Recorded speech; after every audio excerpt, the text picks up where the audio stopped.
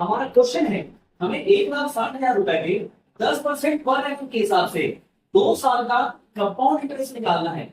Well compounded semi annually, semi annually मतलब half yearly. 4 options दिए हुए हैं।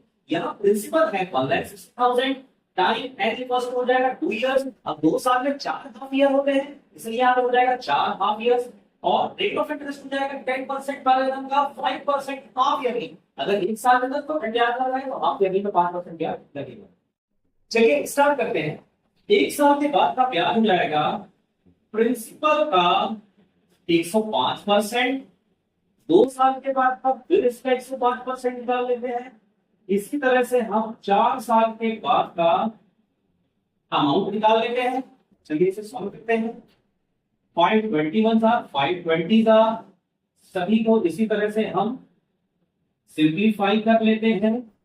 अब यहाँ पे देखिए 2 to the 4, 4 to the 8, 2 to the 60, इनका प्रोडक्ट आएगा 1,60,000। ऊपर भी 1,60,000 लिखा हुआ है, इन्हें हम कैंसिल कर देते हैं। हमारा आंसर आएगा 21 मल्टीप्लाइड बाय itself 4 टाइम्स। हमारा आंसर आ जाएगा 1,94,481। ये amount after 4 years. Compound interest होता है amount minus principal.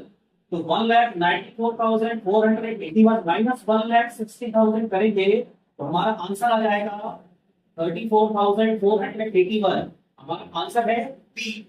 Alternate method, semi annually जब हम कंपाउंड इंटरेस्ट कैलकुलेट कर रहे हैं तो हमें मालूम है 10% का आधा ब्याज लगेगा। अगर 1 साल में 10% ब्याज लग रहा है तो अगले साल में 5% ब्याज लगेगा। और 2 साल में 4 हाफ ईयर होते हैं, 6 महीना 6 महीना 6 महीना 6 महीना, 4 बार ब्याज कैलकुलेट होगा। अब होगा ये 5% का इंक्रीज सेमी एनुअली तो हो जाएगा किसी भी चीज का 100 से 105 हो जाना।